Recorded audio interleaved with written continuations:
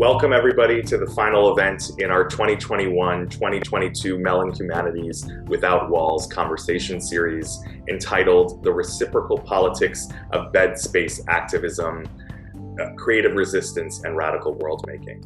My name is Ronak Kapadia. I'm an associate professor of gender and women's studies at the University of Illinois at Chicago, UIC, and I'm one of the co-organizers of this event series along with my colleagues Akemi, Nishida, and Patrisia Macías-Rojas. To provide an image description, I'm a late 30-something brown person with a light beard and light-colored glasses in my home office on the northwest side of our city. And I want to invite Patrisia and Akemi to offer an image description as well at this moment. And I'm Patrisia Macías-Rojas, also one of the co-organizers. I'm a Mexican person of indigenous ancestry. And behind me is just a window shelf with books and plants. Welcome, everyone.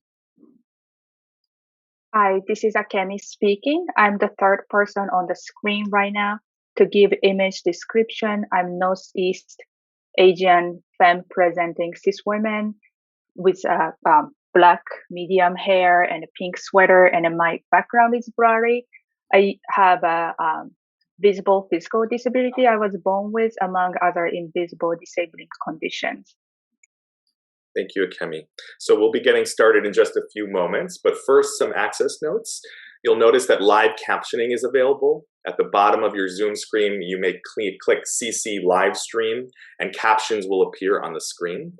We are also providing stream text, which will stream the captions in a separate web window. We will make this link available in the chat and periodically drop it throughout the session.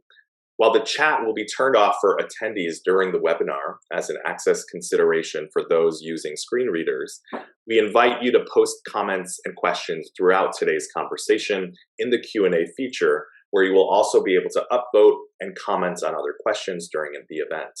We've set about 25 minutes of the event to respond to questions and comments at the end, posted in the Q&A.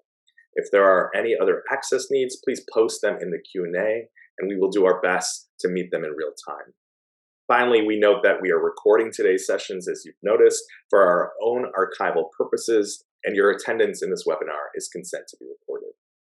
So to start off our event, we want to first acknowledge and honor the original peoples of the Chicagoland area, the Three Fires Confederacy, the Potawatomi, Odawa, and Ojibwe nations, as well as other tribal nations that know this area as their ancestral homeland, including the Menominee, Ho-Chunk, Miami, Peoria, and Sac and Fox, as well as their descendants.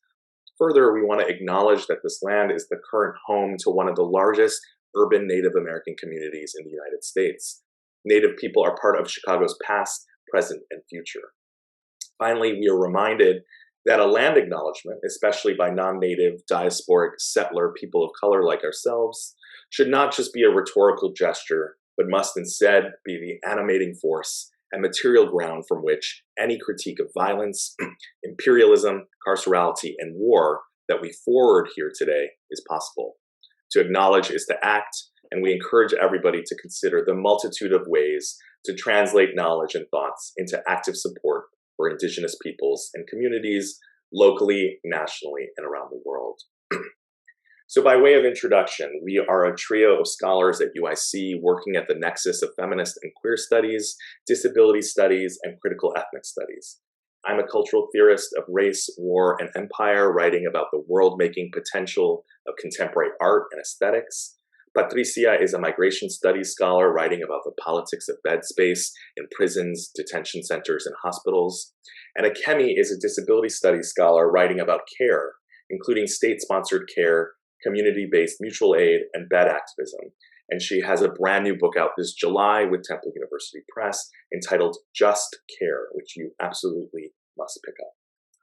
So we've been collaborating for over a year on a Mellon-funded Humanities Without Walls seed grant project that has principally involved organizing this series of virtual convenings on the reciprocal politics of beds and bed space activism. Beds have come to symbolize not only widespread social injustices and the commodification of all aspects of life, but also new social possibilities as spaces of rebellion and collective world making. Our project is connected to a long-term vision of bringing together communities and movements at the intersections of LGBTQ, feminist, abolition, disability, migration, and border justice into strategic collaboration. In doing so, we aspire to reimagine beds as creative spaces rather than merely sites of violence for mutual aid and radical care. And we are so delighted to bring into conversation today our esteemed panelists, Dean Spade, Monica Cosby, Aurora Levins-Morales, and Pato Hebert.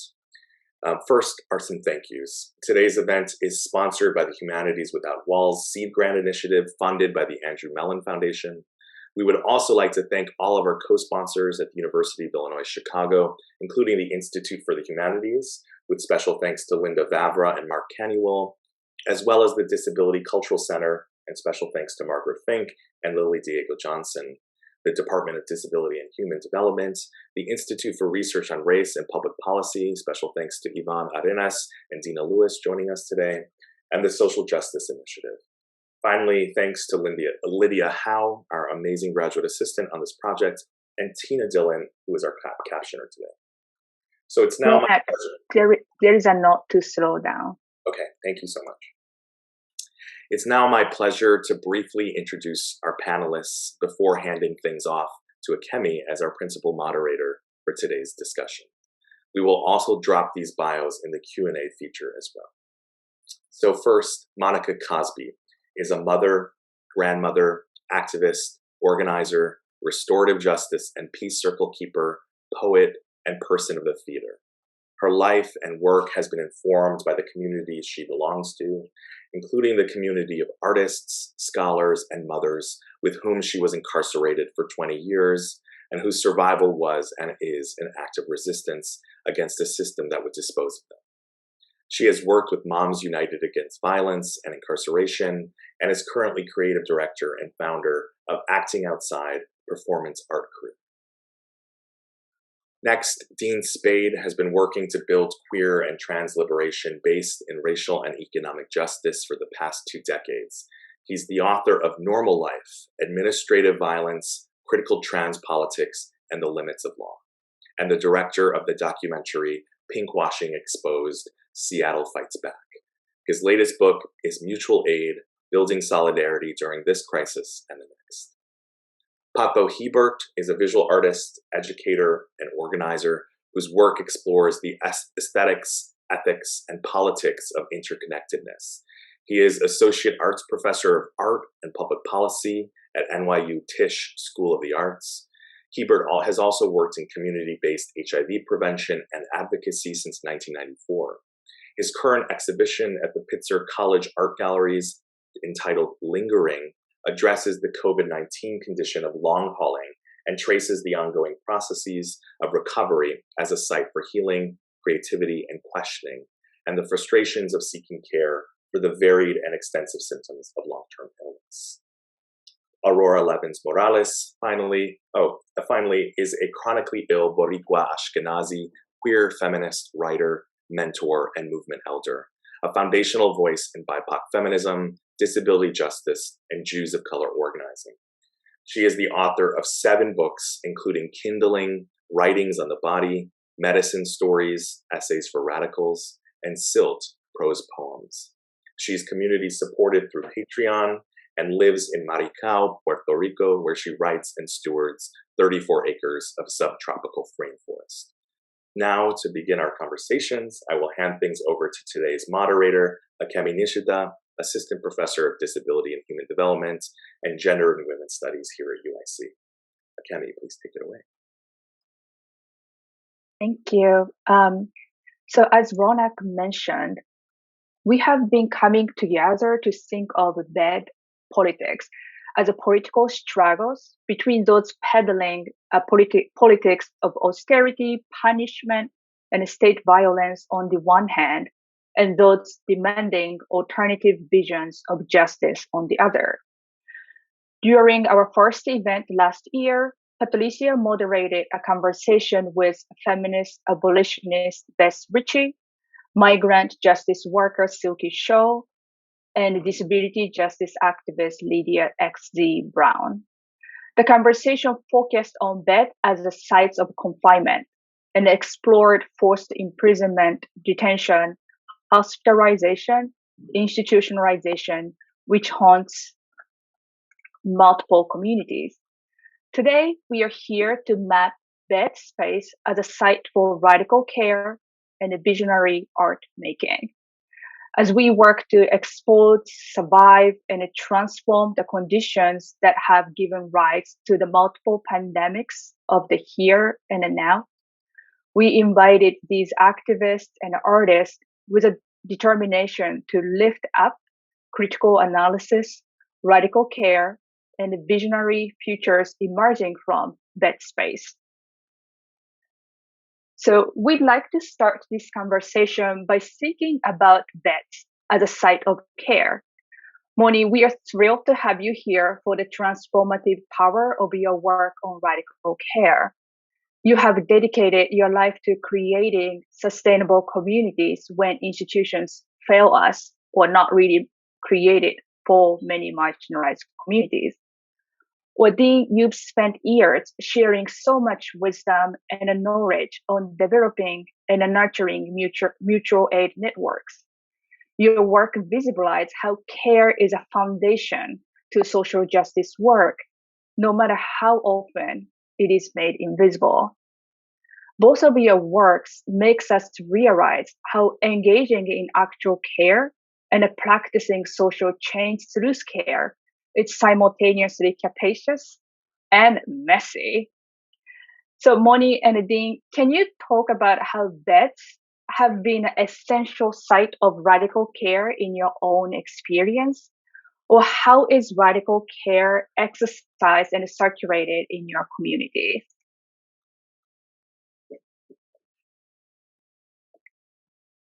Whoever wanna go first?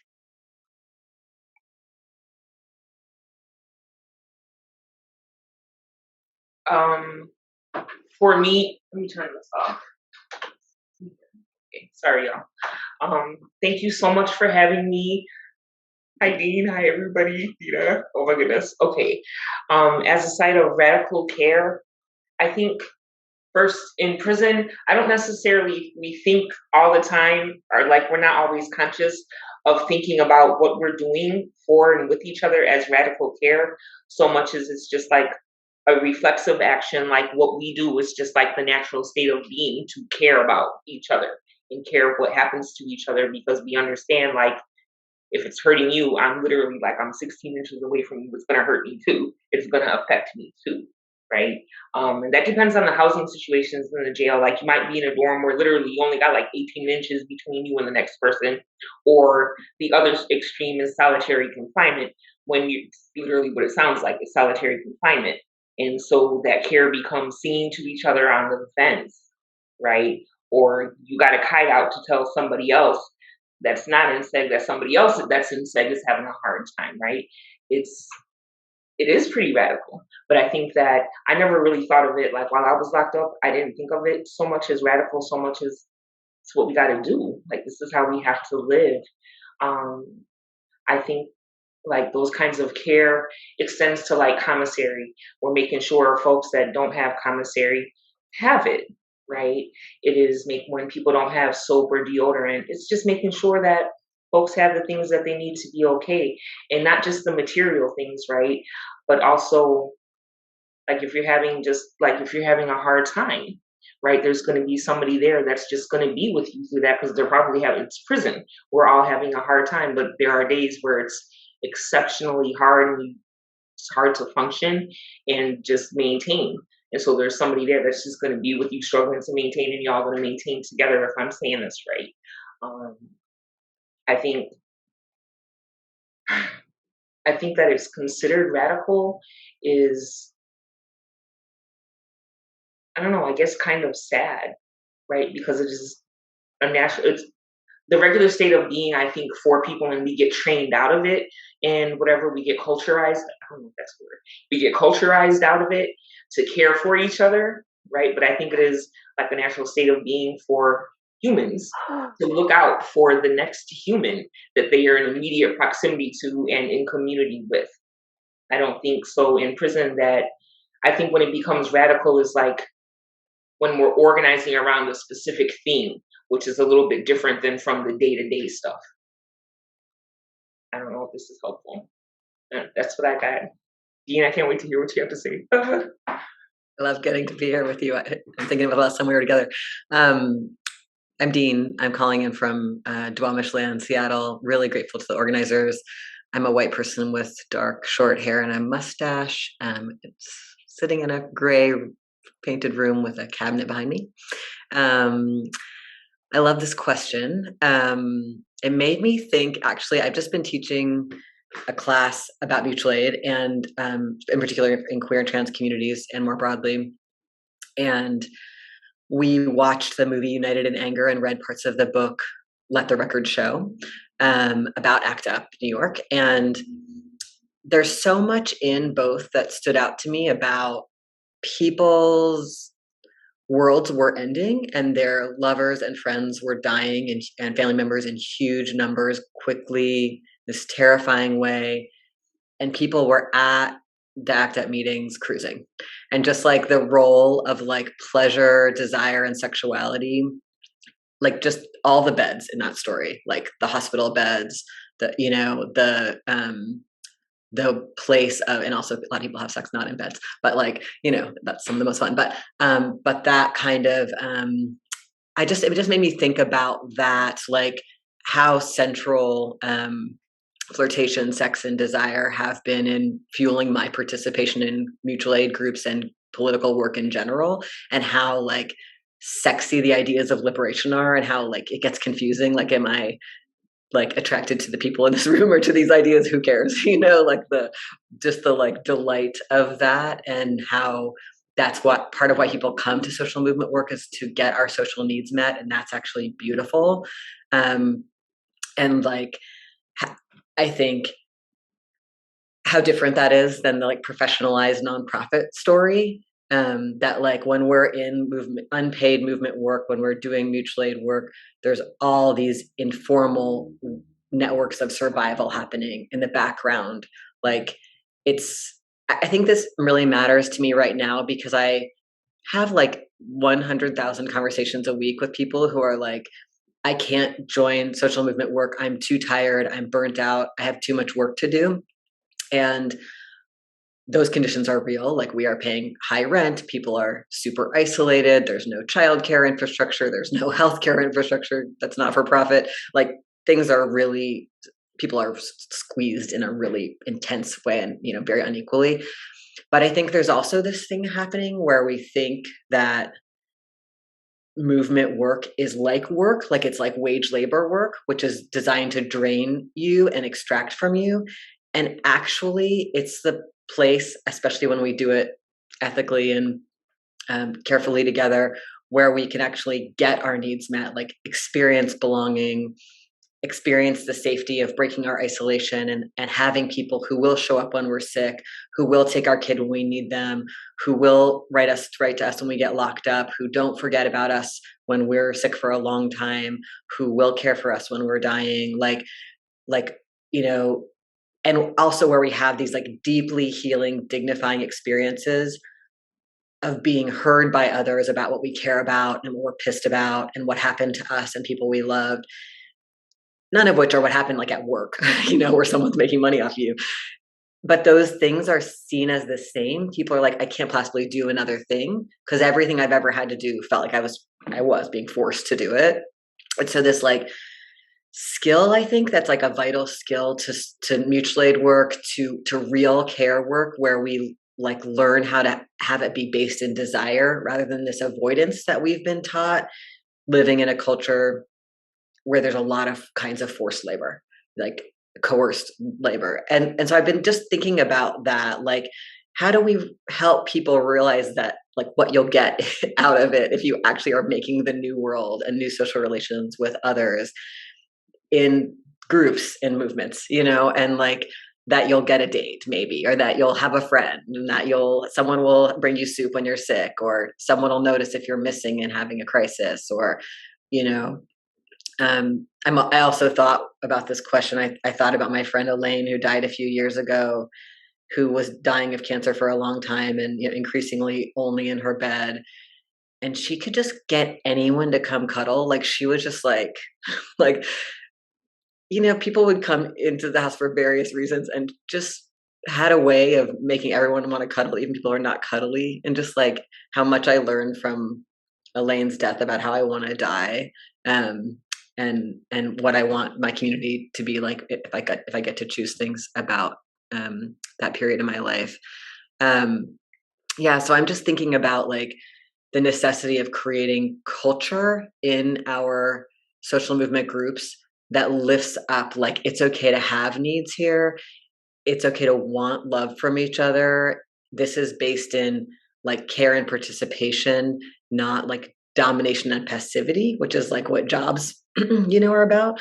And just like how do we build a space where it's like we feel called to like really participate and like be weirder than we thought we could be more tender than we thought we could be needier than we thought we could be have people's backs, and I just love what you're saying, Monica, too, because I also thought a lot about how many people I communicate with who are locked up who are always writing to me from bed. Too. Like that that's one of the only, they have so little space. I just thought about that as well. And I love what you said about singing through the vents. Like, it's like we might be doing something in a mutual aid group, like we are writing letters to people locked up, or we are doing a childcare project, but we're also doing like all of this other care just to be able to show up and do that together. And like at our best, we do it really well. Like we remember people's birthdays, or we like learn their family members' names, or we like, know what they can eat and what they can't eat. And we think about it and we buy the snacks, like whatever, and hopefully that turns into so many different ways that we might all, end up in bed together, like cuddling because we're dying, or having sex, or, reading poetry, or whatever we need. Yeah, I just love the framing of this event and this question. Thank you to the organizers. And I'm really thankful how Moni and Dean, both of you, visibilize what's made invisible, right? When we think about social justice work, we think about the policy change or those tangible change. But you're right about Dean, about making friends or feeling of belonging. That's like an amazing byproduct or result or process of social change, which really visibilize or made realize.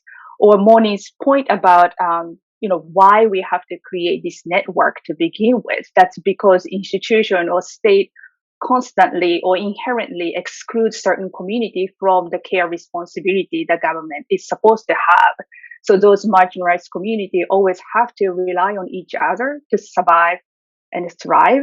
And I love how both of you are talking about how relationships are built from the needs, right? Needs as a generative things, or dependency as a center of how we come together and relate to one another and reimagine how we live or occupy this world in radically different way from how capitalism, for example, teaches us.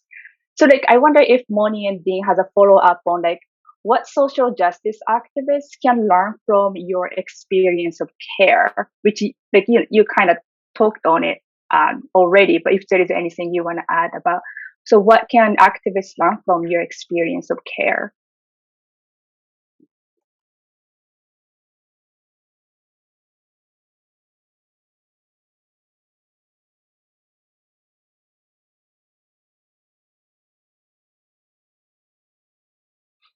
Earlier, Dean, you talked about mutual aid and being in relationship and proximity with people and being able to be weirder than you thought you could be, right? Needier than you thought you could be.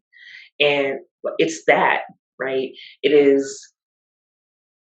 There are times when I get aggravated always using prison as an example of something, but I'm sure gonna. So in the prison, depending on the prison you are in and the shower setup, so there are some individual showers, but a lot of times there's like 6 or 7 shower heads in a really small space, right? And so the prison that I was in is full of menstruating people, right? So if you're in the shower, like we'll try really hard not to use all 7 shower heads. We'll try to limit it like to 3 to 4 people in the shower so everybody has a little space, right? But so if a menstruating person is menstruating, like you can see it, right? And it's being angry that is the situation, but not getting angry at the person who's menstruating, right? It's making sure that they got enough pads. You know what I'm saying? It's making sure that they got some extra underwears. You know what I'm saying? It's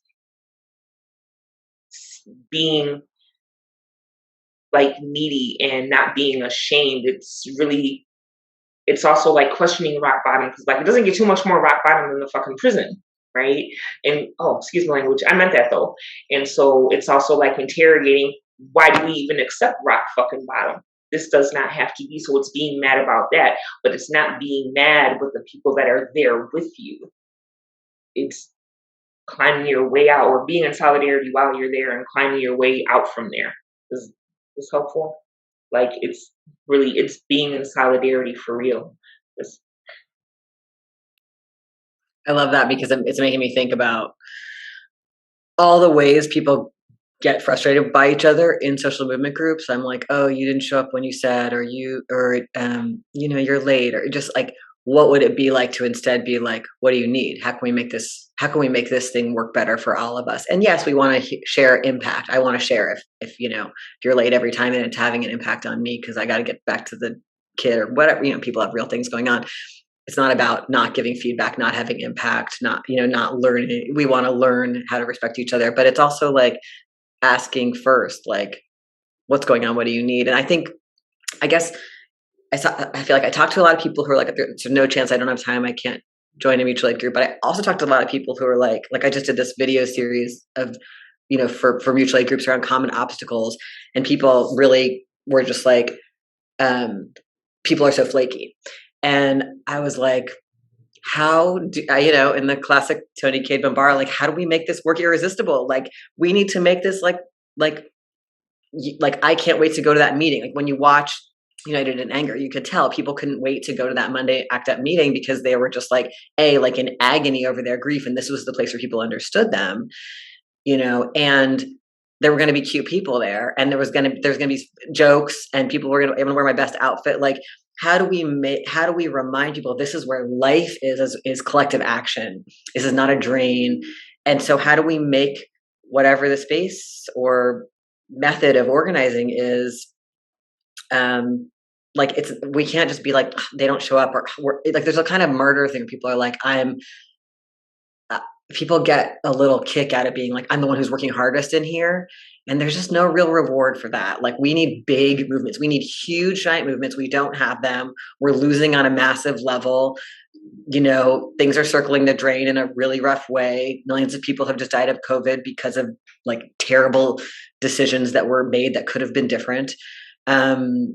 Climate change is breathing down our necks in every way. Like, we need to make giant movements. So we need to like not get high up of being the only one here doing the hard work, but instead be like, how do I make this, how do we produce like spaces, events, containers for the work where people feel that belonging, that thrill, that creativity, that like taste of the new world with each other. And part of that is feeling cared for, like feeling like, and also like you just said, like feeling not ashamed of stuff we're supposed to be ashamed of. I think this is like some really classic feminist stuff, like being like, yes, menstruation, yes, sexuality, yes, all the things we're supposed to be like, no, you can be your whole self here. You can be a menstruating person here. You can be a sexual person here.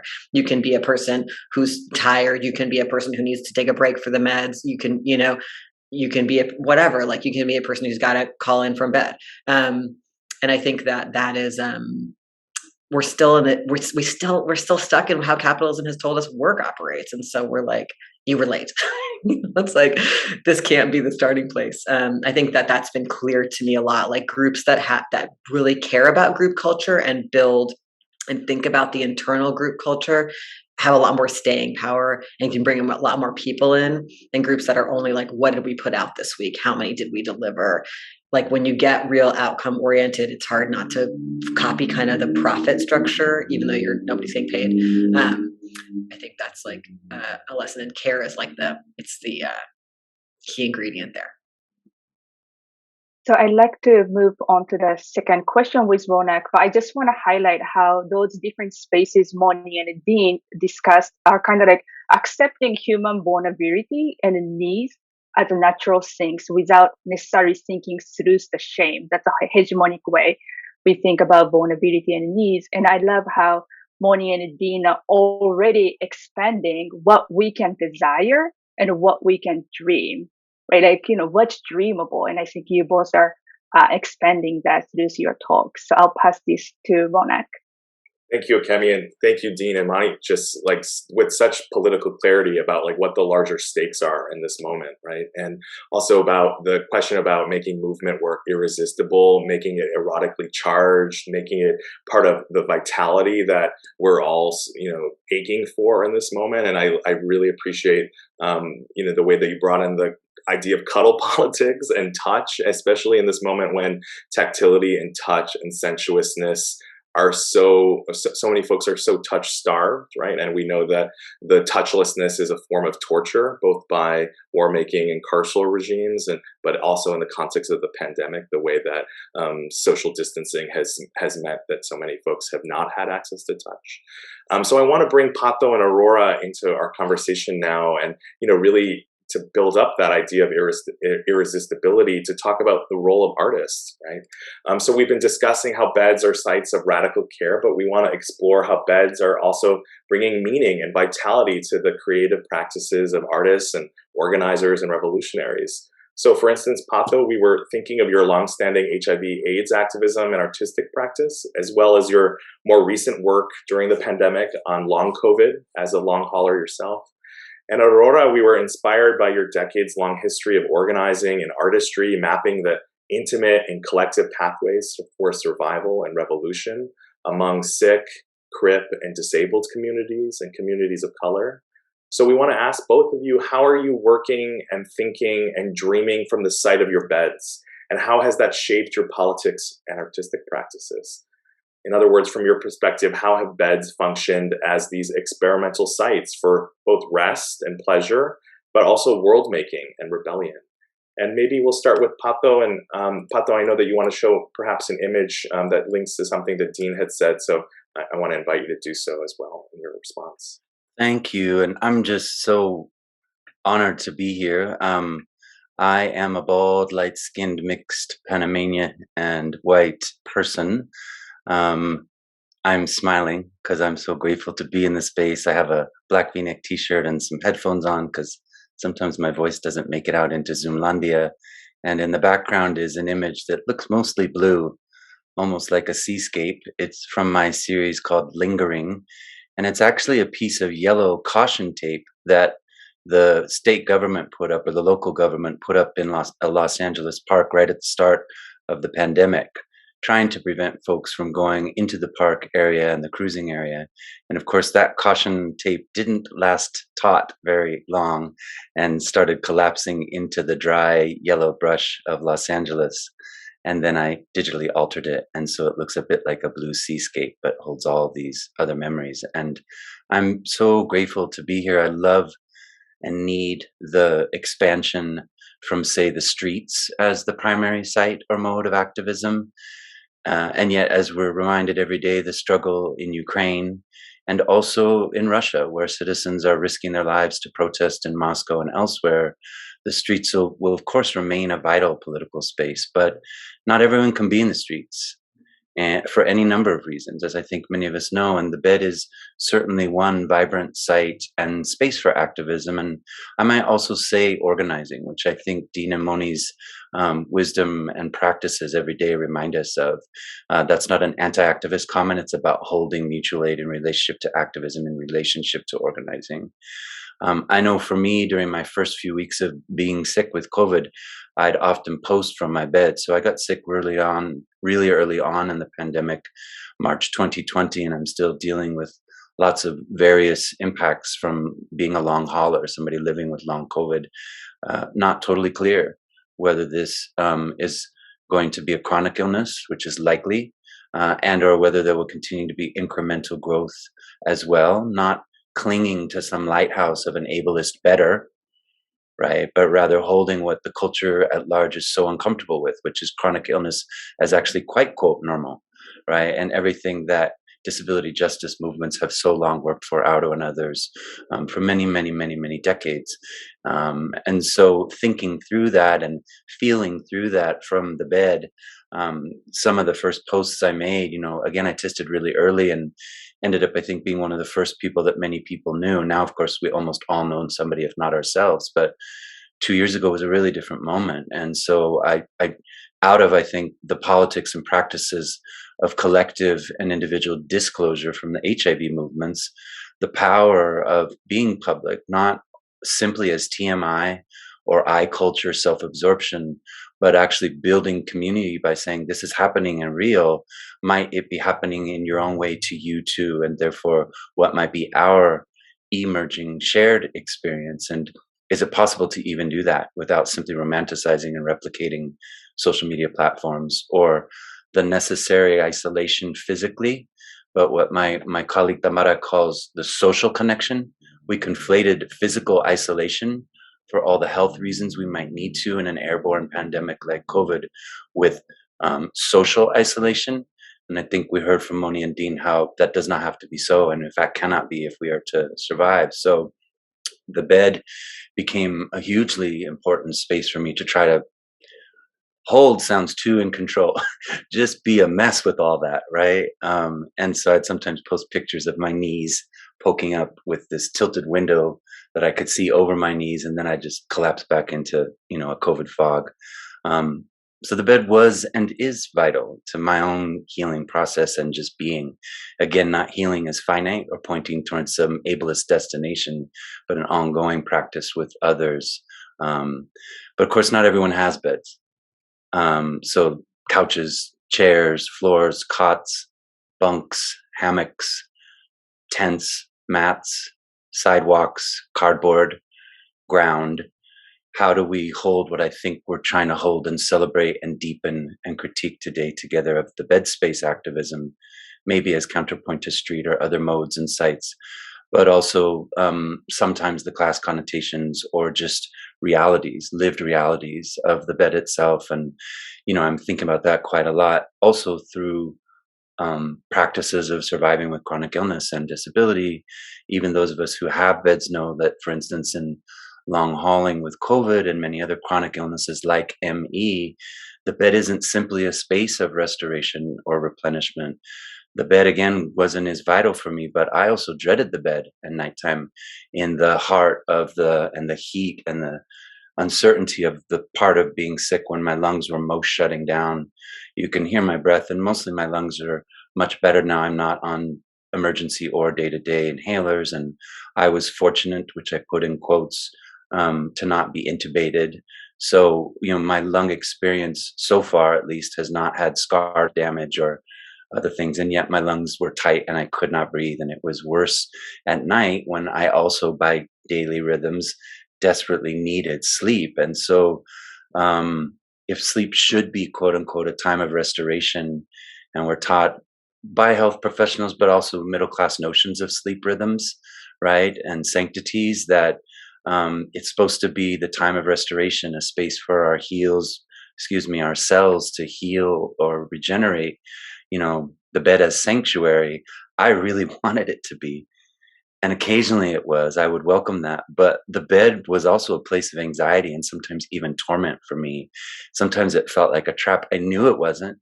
I knew I needed to rest. But for those of you who don't know me, I'm a large creature. So even most beds I don't quite fit in. And so couches aren't so easy for me to sleep on. And I often will need a floor if there's not a bed sized right, just to get enough room. And so the space of rest, which I'm using the bed as the kind of holder for, wasn't always what I wanted and hoped for it to be. And therefore it was a really vital site for activism and organizing and just being. I feel so grateful, I think, as Moni and Dean both enunciated so beautifully, for collective practices over many decades, like what we have built together in HIV movements, and the way, maybe I'm jumping ahead a little bit, so I won't say too much, but the way that we are sharing knowledge, and we must do so because we need much bigger movements, as Dean reminded us. And I'm so grateful to my HIV community as somebody who, for now at least, is not living with HIV, but has been in solidarity and working in prevention and care and aid for many, many decades with others for pleasure. Like pleasure as a form of activism and mutual aid, harm reduction, right? Recognizing that not everything is about either abstinence on the one hand or being unmessy or unscathed on the other. And anybody living with chronic illness or on the inside or just doing movement work knows this, right? Dueling, holding space with and for others in times of transition, which we might understand as always, right? When are we not in transition and growth, particularly in movement? Sex positivity, so many practices, theories, yes, and praxis, like putting these ideas and possibilities into practice together in all the ways that we've already heard. I'm really moved by the decades of work that the ME community has done, and ME Action, really important organizations, reminder to and invitation to those of us long hauling, excuse me, COVID throat, to stop, pace, rest. ME Action's really vibrant campaign that has been super helpful to me to rethink capitalist notions of pacing, right? Where or how the work is supposed to happen, at what speed.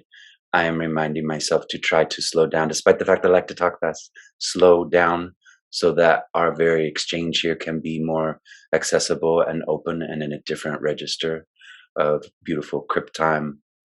I think a lot about, and I'm trying to enact and share with many others, Christine Miserandino's spoon theory, which I think many of us know, but that we have a finite amount of energy and have to be mindful of how we spend it, not simply because of austerity or scarcity, though sometimes it can feel like that, living with limited energy, but also in a practice of mindfulness, right?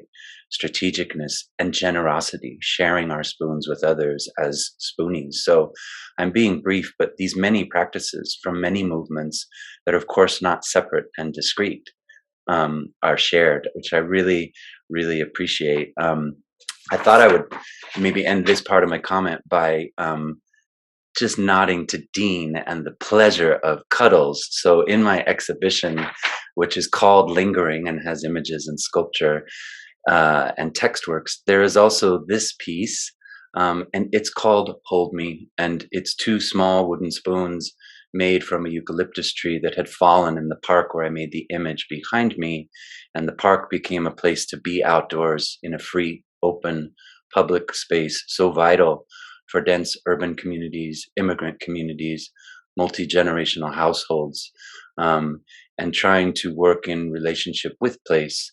And this tree is eucalyptus. It's not indigenous to Tongva land here in LA, and yet it is large and magnificent, and the eucalyptus can also have healing properties, as we know from indigenous practices in Australia. So just thinking about these complex relationships of place, and Ronak moving from the bed when I could for a brief 5 or 10 minute walk in the park, and then back again, and the power of touch and how complicated, I know for people on this call, that has been during this really difficult time, and the longing and the restoration that can come from being held and holding, whether or not it's in the bed. So I'm really excited for the rest of our conversation today. Thank you, Pato. That was gorgeous and speaks to all of the nodes that we're hoping to bring into conversation. Aurora, can we hear from you? I'm going to have to ask you to unmute yourself. Hi, everyone.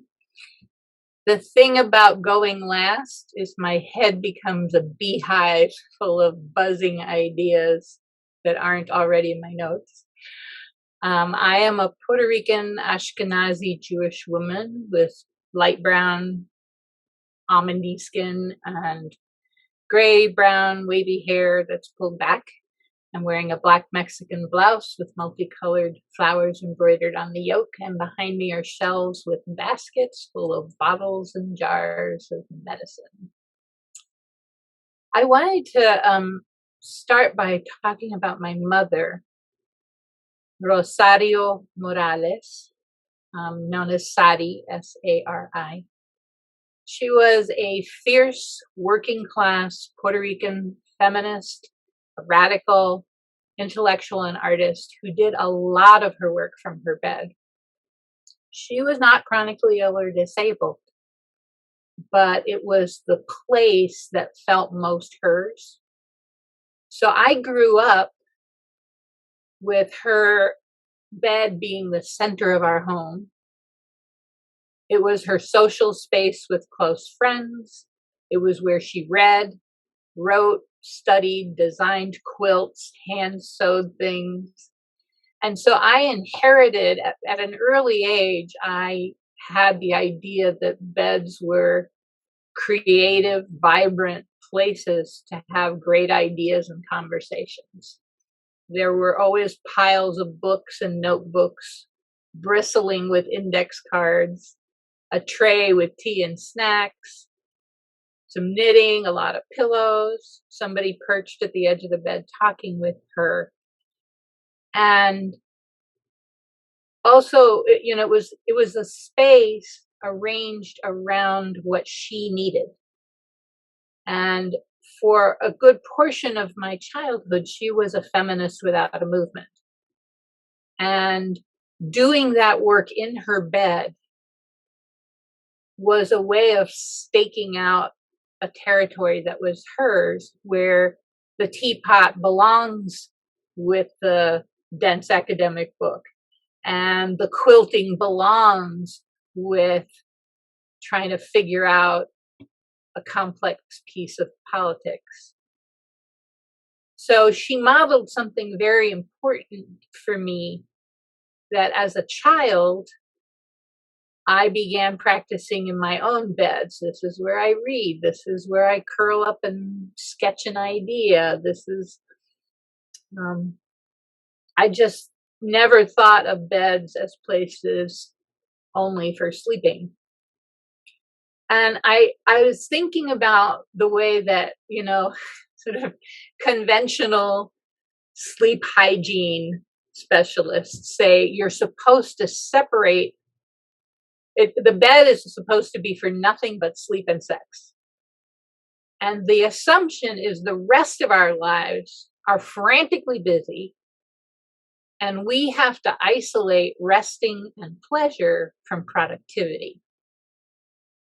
And, this is also something that, it's a core capitalist notion, and it's infiltrated our movements.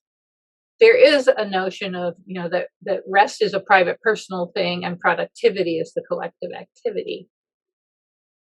Part of what I've learned from being chronically ill myself and from other bed living people is that we get to integrate rest, play, and work in more organic ways. We have to, same difference. And that those are a direct pushback against capitalism, it's a declaration of human-centered pacing instead of market-propelled hurry. I will think and dream and communicate at the pace of my own body-mind. And in my bed, I continue to create an environment within which this can happen. My bed is not just the mattress and the frame.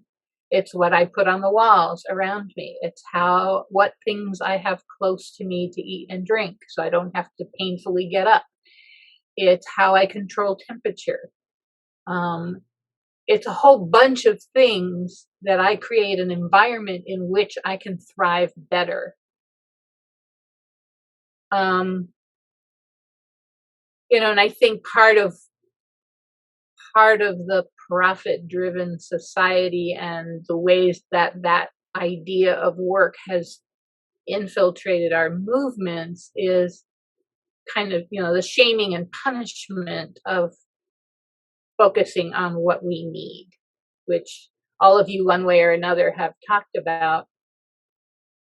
I was interested, Monica, what you said about, well, I don't know if it's radical, it's what we do. Often I find that it's only in retrospect that I recognize the radicalism of what I do to survive. I'm part of a queer, sick, and disabled group on Facebook that now has thousands of people in it. And as an institution now, looking at how that was formed and what functions it played for people, I see how radical it was. At the time, it was a drink of water in the desert. To be able to have a 3 a.m. conversation with another sick insomniac, to know that we were a big enough group that someone would be awake when I needed to think something through or just have contact. It's a radical form of community making, going from what's necessary, from what we can have access to, and then kind of theorizing as we go, which is really how organic theory emerges. I think about the different functions that my bed plays, that it's like this little area of limited sovereignty as a sick person within the medical industrial complex that's constantly trying to control how I handle myself, how I respond to things. And by the way, I also got COVID in March of 2020, and had to sleep sitting up because I couldn't breathe. That like my mother, I create a small space of limited sovereignty where my needs and desires, my relationships, and my self-care are what matter. From that place, I can move my words out into the world without turning myself into an open pit mine. It's not extractive. So that I make an ecosystem of the creativity. My bed has also been an autonomous intensive care unit. A place where I'm propped up on pillows with my laptop wobbling, and I'm researching my body and orchestrating my healthcare and fighting for myself and putting images on the walls of the plants whose medicine I'm using, or the organs and systems I'm trying to pay extra attention to. And I am mending and also innovating. I would love to have a larger conversation about the technologies of bed life, the things, the tools people invent. In 2012, I had a pinched nerve in my spine, and I was flat on my back, unable to even roll over for 6 months. So I had people suspend my laptop upside down over me so that I could write lying down, and that's how I wrote my book, Kindling. I turned soup ladles and spatulas into tools to scratch or clean or put ointments onto parts of my body I couldn't reach by taping sponges and sandpaper and other things onto them. Inventing bed life tools is a piece of the creativity. And, as I said, it's where I learned how to have real community online. This world that able-bodied and well people are discovering in the pandemic, the Zoomlandia, is a place I've been living for about 15, 20 years. And had I not already learned to live a full social life from my bed, the times when I had no choice would have been unbearably isolating.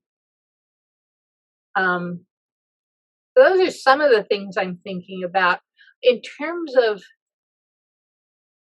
what's radical, what's revolutionary. I'm a 6th generation radical in my family. And so I grew up in a culture that didn't talk about activism, which is an activity, but being radicals, being revolutionaries as a way of living. you know, in a society that is as dehumanizing as ours, every way that we insist on being fully human, all the things that all of you have mentioned, that is radical. It is a pushback. The privatization of pain, which is really escalating all the time, any way that we break that, any way that, you know, we shower together and see menstrual blood, or, you know, the things that you were talking about, well, everybody has touched on in one way or another. Those are radical because they push against the privatization campaigns of a profit-driven society. So, you know, in terms of how I live as a radical, I live envisioning a better world. And what I'm actually doing changes all the time. Yeah, I grew up in various configurations of the US and Latin American left, and there was a lot of pressure to be in the streets. But I also grew up within particularly Latin American traditions of radical poetry and song lyrics, where I understood sometimes you're not the person who can build the structure. Sometimes you're the person who can bring water to hydrate the people who are building the structure. That there are an infinite number of ways of being radical, but at the heart of that is the imagination, is having the room to imagine. And one of my favorite places to imagine from is piled up on a bunch, you know, laying back on my pillows and thinking, I wonder what it would happen if we did this. And I love that, Aurora, that you're bringing to the fore the space of experimentation, imagination, the kind of prefigurative practices that sick and disabled people have been innovating for decades, if not centuries. I want to bring in Akemi here because I know Akemi wants to ask a question for the whole group now that we've sort of laid the groundwork. So Akemi, come into the conversation now to get us to keep thinking about these ideas of creativity and imagination. So this is Akemi speaking, and now we're going to move to the last question. So I'd like to encourage audience members to post any question or comment you want to address to speakers in the Q&A that's below this screen. So I'd like to bring everyone together into this conversation to think about what are the points of convergence or divergence across social movements you're part of, or what kind of new coalition become possible when we focus on politics of that space activism in particular. Or if there is any final words, comments you want to build on what other has been said, that's awesome too.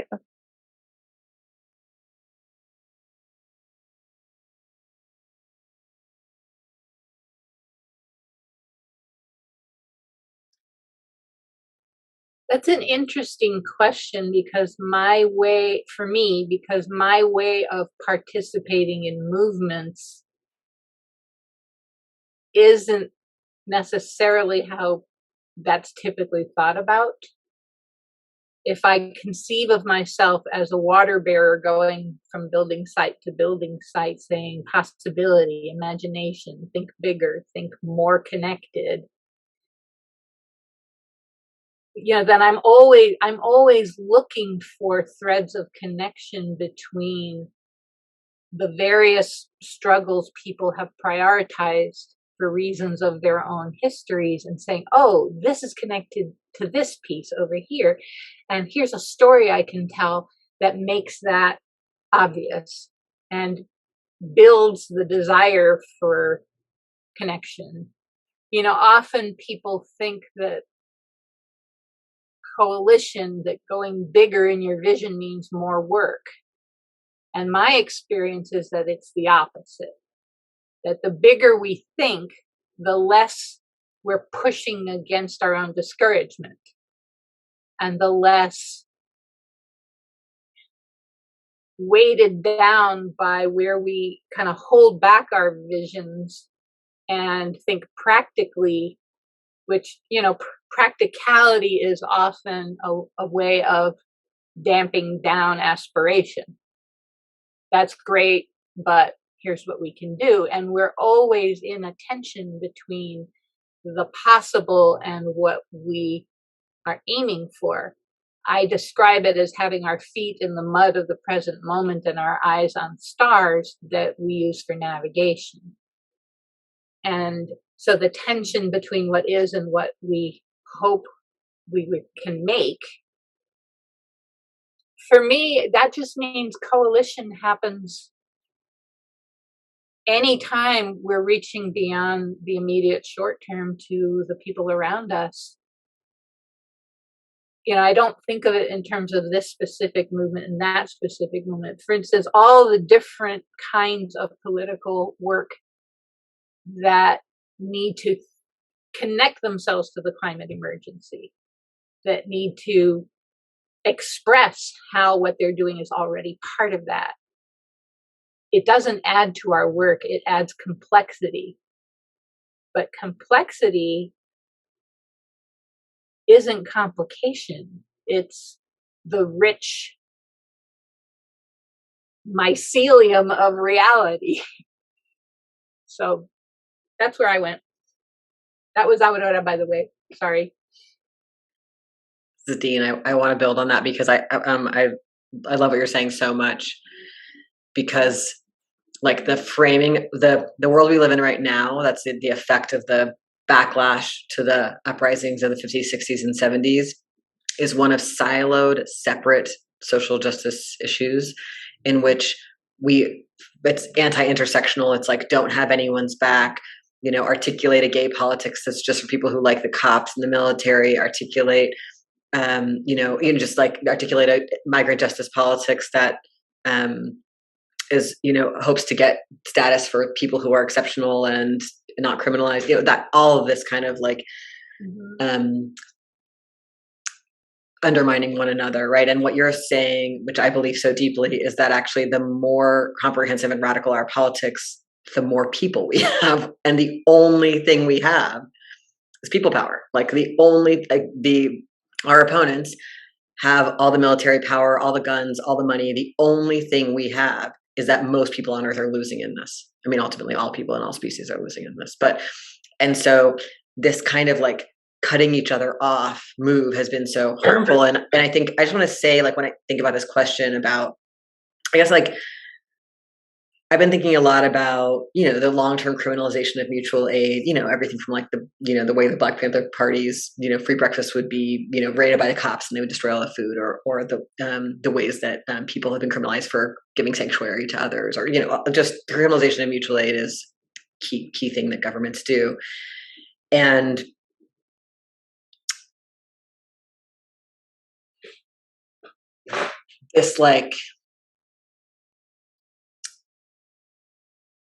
this question of like why it's so vital for our opponents to control the means of basic care and reproduction, and why it's so dangerous for them when we take it back. And so when I think about like a world based in care and mutual aid, I think like, what if I didn't have to go to work to get a wage to get everything I needed?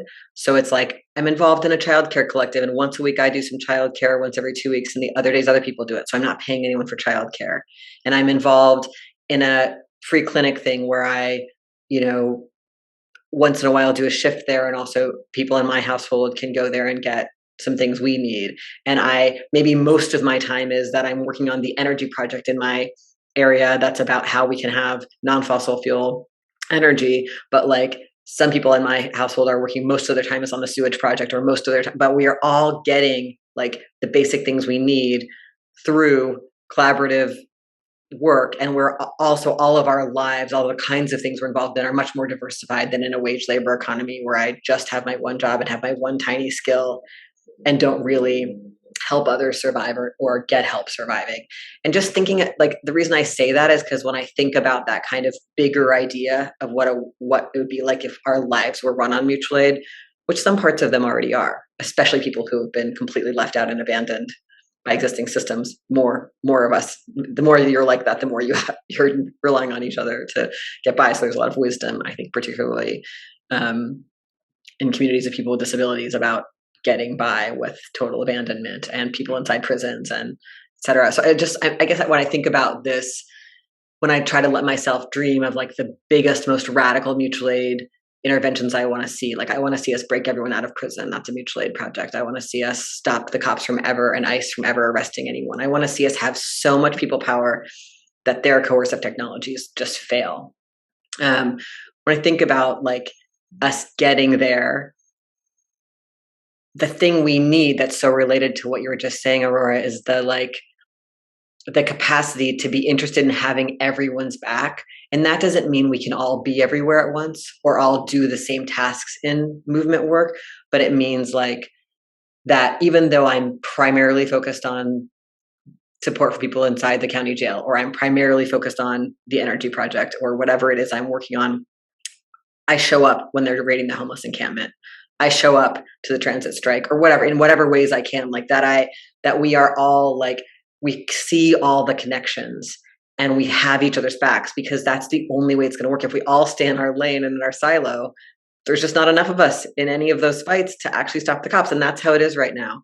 Like in all over the country, the people who are doing work to try to stop the sweeps of unhoused people's encampments, those groups are too small and they're not able usually to fight off the cops. And so instead you're just trying to help people move. And it's really, really, really hard, devastating work to have these constant evictions. And I see a lot of burnout in those groups. And it's such beautiful work to try to get between the cops and people being evicted from a tent. So what would it be like if it's like, how do we figure out how to show up so hard in whatever ways we each can for more people? And how do we, confront how we've been pitted against each other? Like, it's not like that's easy, like we really do show up and like misunderstand each other and bring baggage about each other. There's so much like cultural shift work, like political ed, dismantling internalized stuff for that, it was put in here to keep us apart. So it's not light. But I just think about moments like I just was thinking about like the relevance of the Palestine Solidarity Statement inside the Movement for Black Lives policy platform. Like, how beautiful was that moment for everyone? Like, just like the moments when we just choose collectively to bring ourselves further out on the limbs with one another, and how that transforms. I mean, I can't even think about how much impact that set of choices had. So I'm just thinking about that. I love this question. It's a question about solidarity, which is also about like capacity to build power and resistance, I think. Like Gaza sending aid to Haiti. Pato and Moni, would you add some wisdom and words? I have a whole idea of what I was going to say, but then I listened to you, Aurora and Dean. I had to go off camera for a couple of minutes because I needed to take a call. So there's a person, it's my daughter, and I have her permission to say this. She got picked up and locked up for non-payment of fines, right? For non-fucking payment of fines. And I'm thinking 1,000 things because like that's my kid, right? That's my daughter. But also, why does prison and jail always have a bed available, but there is no motherfucking bed available for the thousands of all the people that have been unhoused, that are fleeing this, that, and the other, that are fleeing domestic violence and interpersonal violence, that are fleeing fucking war, all the things, right? There's no bed space for that, but we got beds for motherfucking fines and shit. Okay, so I got that off my chest. When I was leaving the prison, there were a couple of prison staff, that, wished me luck. But the vast majority on my way out the door, just like they say to everybody else, is, we're going to keep the light on for you. We'll see you again. We always got a bed for you. You talk to anybody that was locked up, when they leave the prison, there's going to be at least like 5 COs that have said that shit to them. We have said it to each other on occasion, but it's different when we say it to each other, right? But I'm thinking of this, and so when I think about like places where different movements can converge, so obviously mainstream DV land needs to give the program a little bit and be working more to provide bed space that isn't coercive, that removes your autonomy just as much as that violent relationship does, right? Reentry housing for a whole entire family, not just that one person, that also is not coercive and just becomes a satellite of the prison, right? I think when we're talking about like bed space activism, like spaces for people in need to go, so many of these spaces just replicate a fucked up ass power dynamic, right? That needs to stop. That needs to stop. Just make people need stuff. Make sure that we have what we need. There's not supposed to be no coercion. Gratitude is not supposed to be a shackle, right? And it seems to be made that in some spaces and like social service spaces and stuff like that, right? I think I've learned so much from so many people out here, like the list is innumerable. And what it seems to me, I listen to you all the time, Dean. I think that mutual aid and participatory defense are kind of the same thing. They're like flip sides of the same coin, the way I see it, right? And so mutual aid is participatory defense in that it makes sure that we have what we need so that we can survive for the fucking long haul, because we need each other. We are going to need each other. And that needing each other and being in community with each other cannot be based on I have power over you because you needed me for this or that, right? Gratitude can't be a shackle.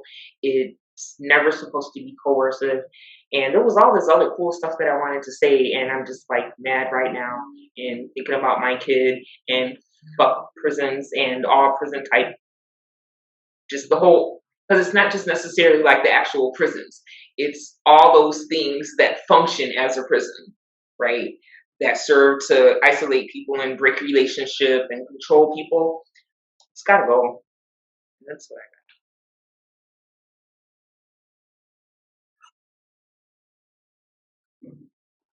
This is Pato Akemi I'm just holding.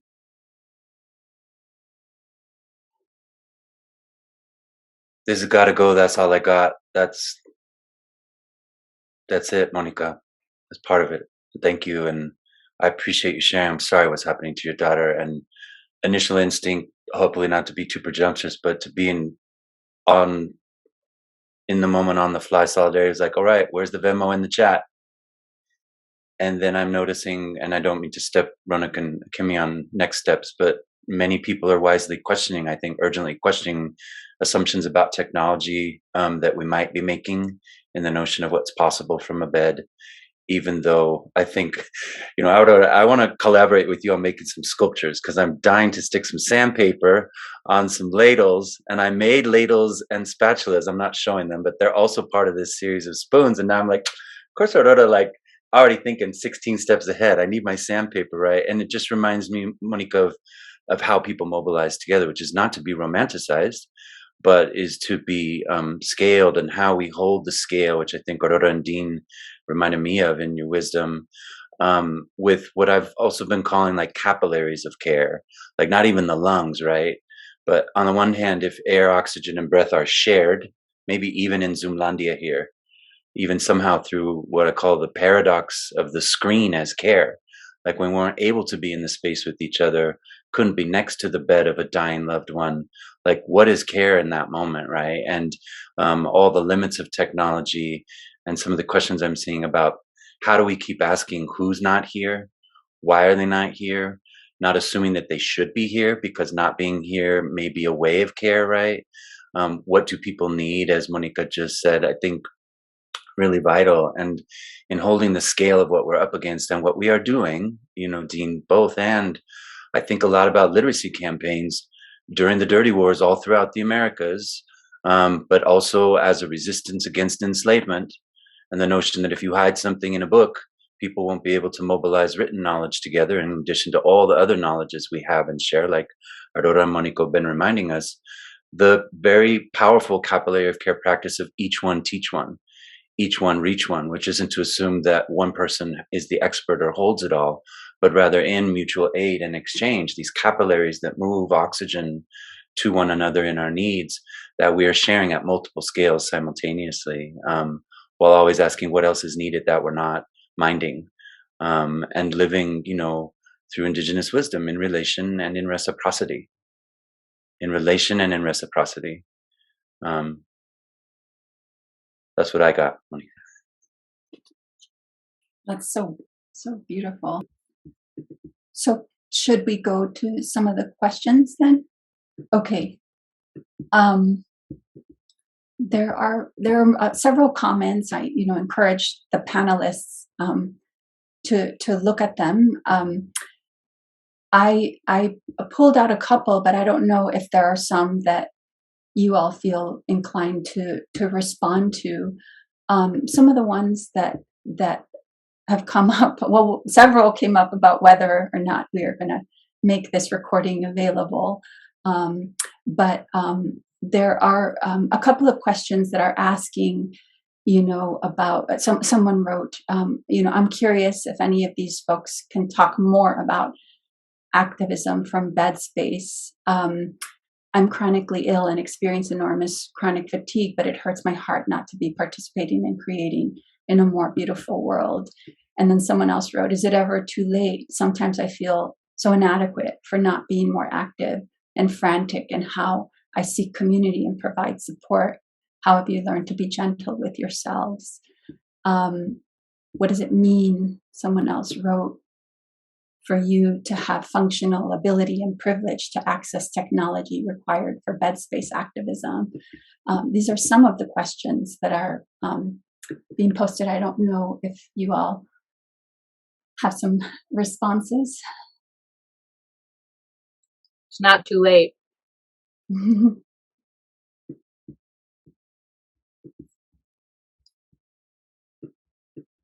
I think that those of us who, for a variety of reasons, can't or won't put our bodies, some combination, put our bodies in the streets in big marches, or I can't go to conferences, I don't do well at rallies. There is a tremendous cultural sort of hierarchy of activisms. Chaining yourself to a fence, 5 stars. That we have internalized ideas of productivity and to some extent militarism into how we envision doing powerful work. Audre Lorde was asked, how do you cope with the way that the world is and all the terrible things? And she said, you find your work and do it. You find your work, not someone else's. And to me, that means find the work that is satisfying and gives you joy.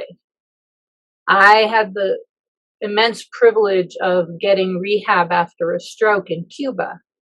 And when I was leaving, one of the therapists at the site, I told her I was scared about going back to the much greater degree of isolation in the US.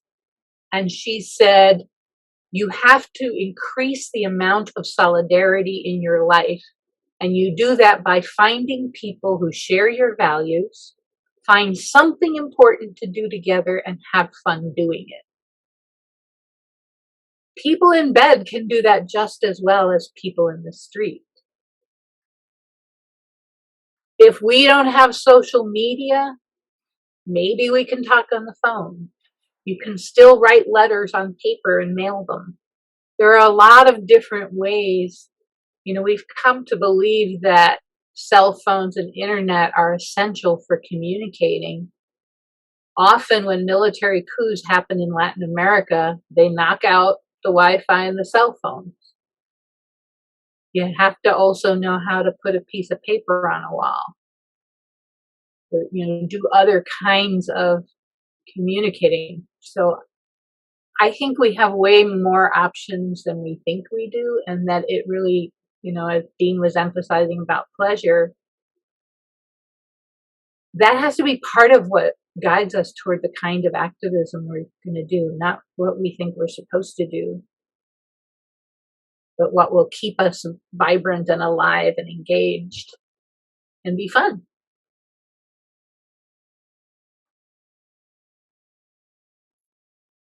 Thank you, Aurora. We have about for more minutes. I know there were a number of really thoughtful comments.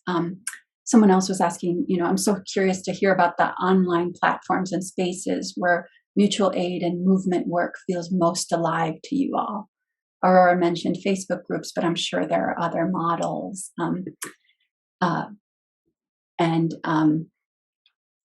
Should I take another question, Akemi, Ronak, or should we close it out? Because has to be a hard stop because of the captioning. Maybe we can hear if Mani or Dean or Pato have closing thought with the few moments that we have left. That we've covered so much important ground. There's been so much wisdom shared that I want to make sure that they have an opportunity to voice any last thoughts, any lingering concerns or questions too.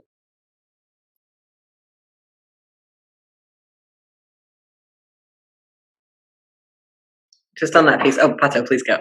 Well, I was just going to say, I love that we are minding hard stop because we are grateful for our captioners and interpreters.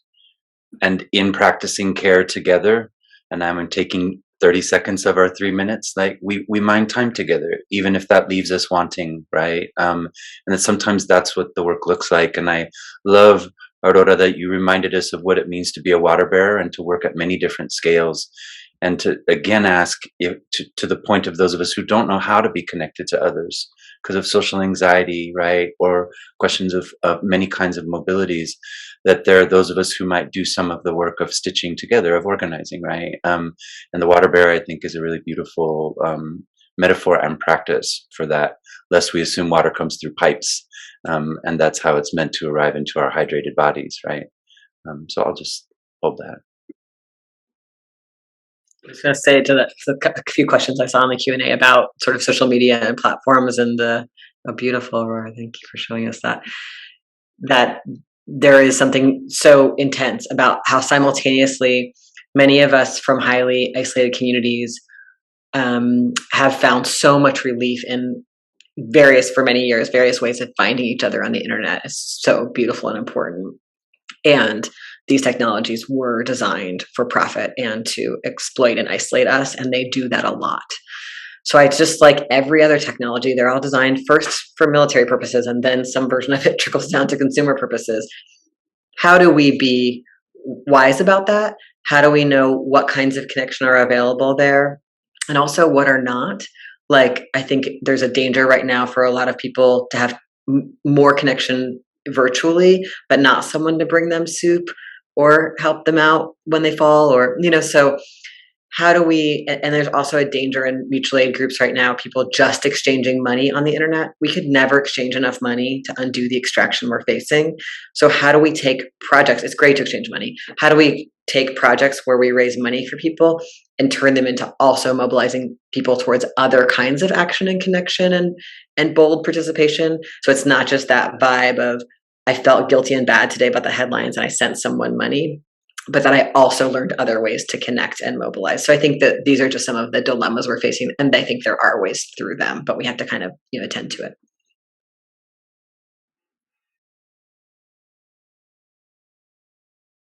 Mani, you're muted. I have nothing. I'm just so incredibly humble and happy and grateful. And I think a big part of this is like relearning how to live with each other, even when we are not necessarily feeling like we're feeling a certain type of way about some shit. We still got to learn to live with each other anyway, because we need each other. And if my bed is here and your bed is only 18 inches away, we have to learn how to do this, right? We have to learn how to be communities together. And I'm just so happy and ready to go find out about my kid. Thank y'all so much. Thank you. So we hope that this conversation has sparked ideas for the world we want.